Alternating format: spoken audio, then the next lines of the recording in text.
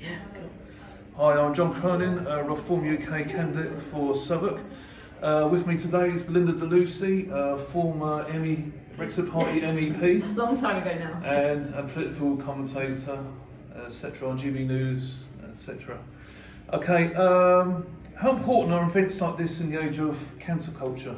Massively important. I wish I brought all my teenage girls here, to be honest, because the people have become very scared of free speech and just want a kind of safe space to not have their arguments questioned. And there's a lot of hysteria around having your views challenged. So it's really nice.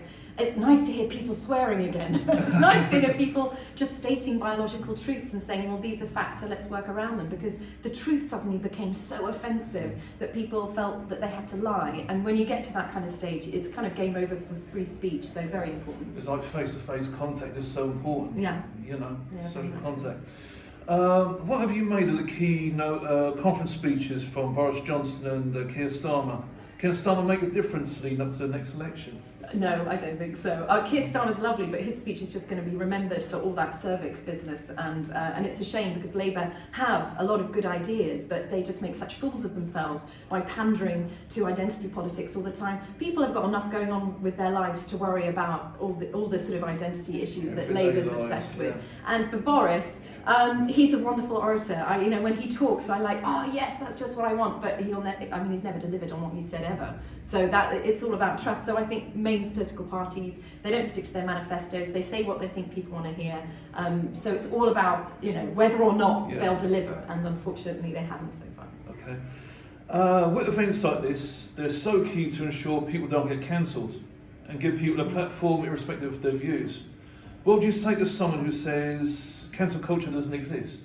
They're obviously loving cancel culture and they think it's a good and healthy thing because it clearly exists. It exists on the left and the right. No one's safe from it.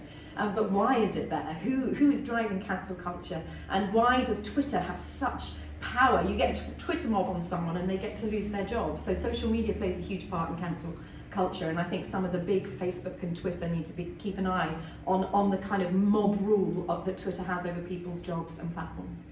Okay, what are your thoughts on the way the government are handling the economy, i.e. ending universal credit and etc.? I do think it's tricky times, but I think if the government spent their taxes they were given wisely and didn't waste billions in mismanagement. I used to work for a government department. They are so wasteful. They don't give a shit about people's money. They never ever research what is good value for the taxpayer's buck. They just spend it willy-nilly. Billions get wasted. I think if they looked at that first and reformed how they spend tax first, they'd find they have a lot of money for other things, including helping people through tough times, helping businesses through Brexit and things like that. But no one holds the government to account on how they spend our tax.